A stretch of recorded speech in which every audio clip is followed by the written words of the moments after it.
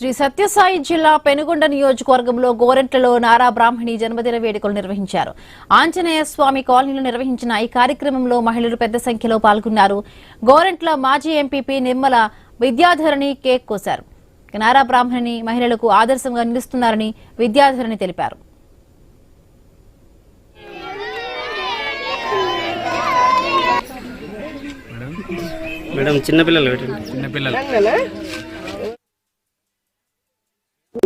పరిమితం అన్న భావనని చెరిపేసినటువంటి వ్యక్తిలో మన నారా బ్రాహ్మణి గారు ఒకరు. ఆవిడ ఈరోజు ఒక చంద్రబాబు నాయుడు గారి కోడలిగాను, నారా లోకేష్ గారి భార్యగాను, బాలకృష్ణ గారి కూతురుగాను గుర్తింపు ఉన్నా కూడా ఆ గుర్తింపును కాకుండా తనకంటూ ఒక ప్రత్యేకమైన స్థానాన్ని తెచ్చుకోనింది సమాజంలో. మరి అటువంటి వ్యక్తి ఈ రోజు మనందరికీ కూడా ఒక ప్రేరణ. ఎందుకు అంటే ఆవిడ ప్రోగ్రాంలు మనం చాలా చూస్తుంటాము.